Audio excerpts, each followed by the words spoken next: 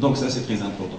Bien sûr, quand on parle du domaine des affaires, je pense que je ne vais pas prendre ça à mes collègues, mais le très important pour nous, d'ailleurs, quand on parle un petit peu de la stratégie au Maroc pour les pays de l'Afrique subsaharienne, parce que nous sommes à la 6e édition de la caravane, nous avons fait le Gabon, le Cameroun et le Burkina Faso.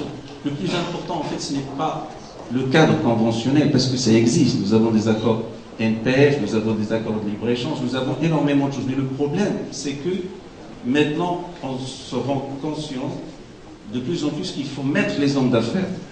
Il faut avoir des B2B à même d'avoir des opportunités d'affaires. Ce qu'avant, c'était quelque chose que...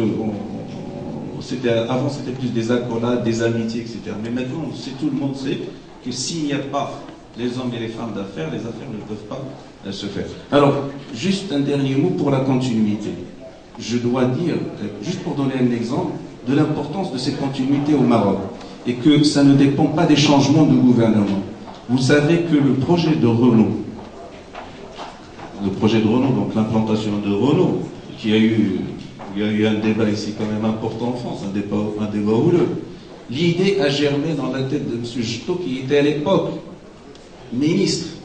Et Dieu sait qu'après Jeto, il y avait Salah Din Mzoual, il y avait Ahmed Reda Chani, et c'est quand Amara est venu qu'il y avait l'inauguration sous la présidence de Sa Majesté. Donc c'est dire que cette continuité, personne n'est venu pour dire non, j'arrête, ça ne marche pas, je ne fais pas Renault, je fais Fiat, je fais quelque chose. Donc c'est très important et ça élucide un petit peu cette stabilité dont jouit notre pays. Voilà, merci.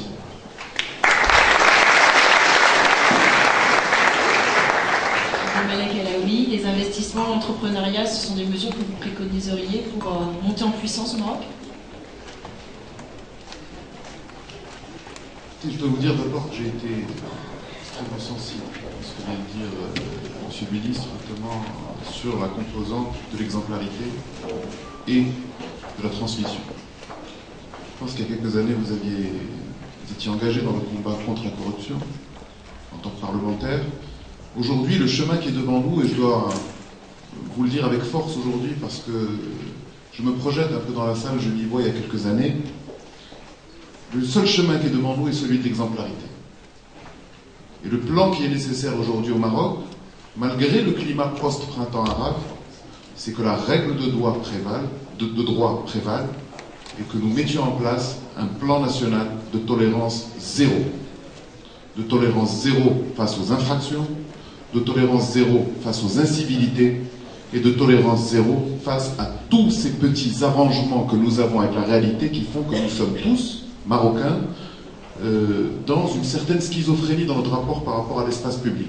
C'est-à-dire que nous sommes tout à fait capables de formuler un langage de transparence, de lutte contre la corruption, mais en même temps, lorsque cela le nécessite, il peut arriver que beaucoup d'entre nous fassent quelques petits arrangements avec la réalité. Ceci est intolérable, doit être arrêté, et nous devons nous inspirer de l'expérience qui a été conduite par l'université d'Harvard et qui a été implémentée sur la ville de New York, qui s'appelle la théorie du carreau cassé. Je pense que le temps est désormais venu.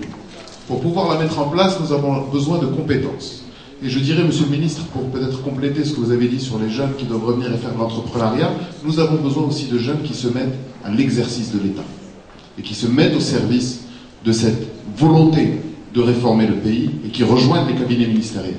C'est un véritable enjeu, c'est un véritable enjeu, et je pense que si vous êtes animé par le service de votre pays, avoir une expérience au sein d'un cabinet, vous serez mal payé.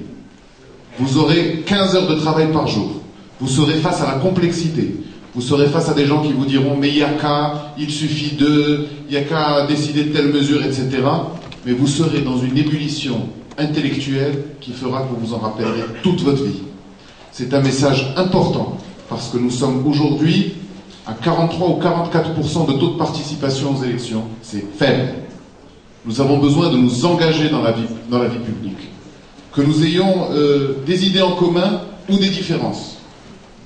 Mais aujourd'hui, c'est un sacerdoce.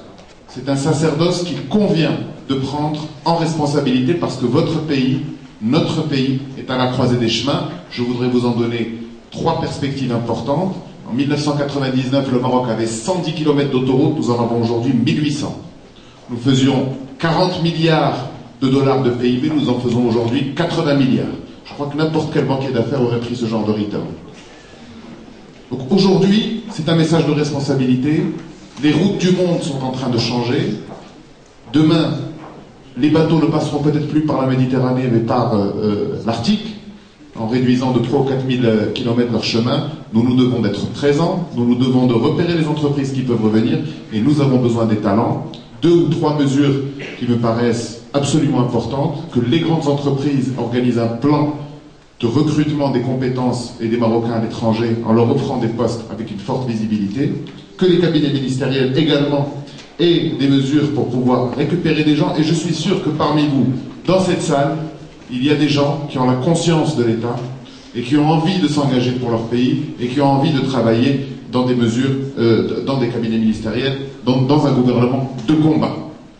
Rappelons-le, parce qu'aujourd'hui, nous sommes à 10 jours d'une augmentation des prix du carburant, hausse que personne ne conteste du point de vue économique, mais nous sommes à la croisée des chemins, nous avons besoin de toutes les compétences, et nous avons besoin de gens qui travaillent et d'esprits qui sont prêts à s'engager pour leur pays dans le respect de ces institutions et de son vivre ensemble.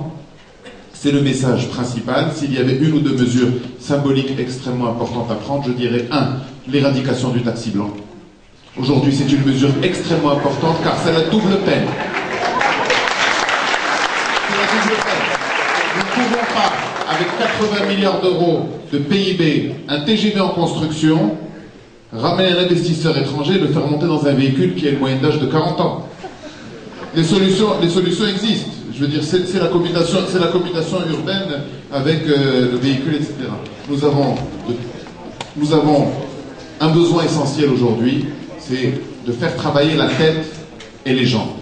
Le Maroc ne pourra avancer que si nous avons la tête et les gens. Nous devons avoir cette capacité à nous penser, à nous projeter dans un avenir de 5 ans, mais également de 10 ans, de 15 ans. Il y va du salut de notre nation et de sa place dans le monde. C'est le message que je voulais partager avec vous aujourd'hui.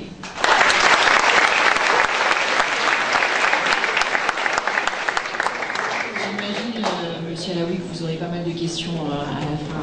J'imagine que vous allez vouloir rebondir à cette intervention. Vous le ferez tout à l'heure. Je vais peut-être vous demander de réagir du coup à ces propositions. Tolérance zéro, la corruption. La salle, elle va réagir dans quelques minutes. Oui, alors, oui, je m'inscris dans ce que vient de dire mon collègue. Oui, bien sûr, je crois que le gouvernement actuel, dans sa déclaration, je pense qu'il a fait quand même de la lutte contre la corruption, de la bonne gouvernance son cheval de bataille. Donc, c'est un combat que nous allons mener. Bon, je dois dire que ce n'est pas facile et ce n'est pas évident. Ce n'est pas facile et ce n'est pas évident, c'est assez compliqué. Nous avons des instances au Maroc qui ont été créées au fil des années, mais c'est quelque chose dont nous sommes conscients qu'il faudrait donner des exemples. Alors ce que nous avons fait jusqu'à maintenant, c'est un début. Quand on avait publié la liste des agrémentés, je dois avouer que malheureusement, ça n'a pas été très bien applaudi. Ça a été applaudi, mais pas très bien. D'aucuns nous disaient, mais bon, la liste en elle-même, c'est quoi? D'autres disaient, mais il faut, après, qu'est-ce que vous allez faire? Alors que c'était un début, parce que c'était quelque chose quand même, c'était très demandé. Et bon, nous avons tout un projet là-dessus. Je crois que c'est un début de donner un certain nombre d'exemples sur un certain nombre de dossiers qui sont des dossiers chauds, mais c'est quelque chose qu'on partage. Effectivement, c'est quelque chose qui gangrène un petit peu notre système. Bon, n'exagérons pas quand même, on n'est pas les seuls, c'est un mal qui règne dans plusieurs pays du monde. Mais avant d'arriver à la tolérance zéro, nous avons quand même besoin de donner des exemples au départ. Alors maintenant, bien sûr, il est clair que les chantiers qui sont ouverts par le Maroc, c'est des chantiers donc, de gouvernance, de bonne gouvernance, parce que les idées sont là, les ressources humaines sont là.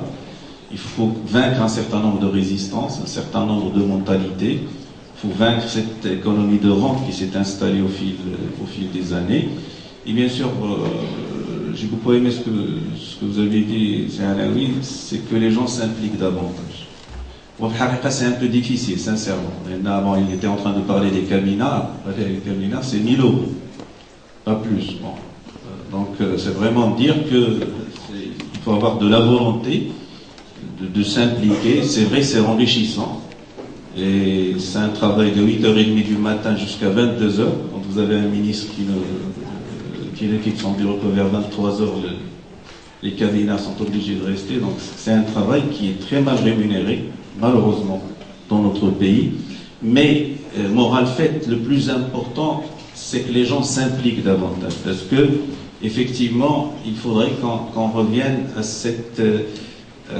à notre dogme dans lequel la société devrait jouer son rôle pleinement. Et c'est à vous, jeunes, de le faire.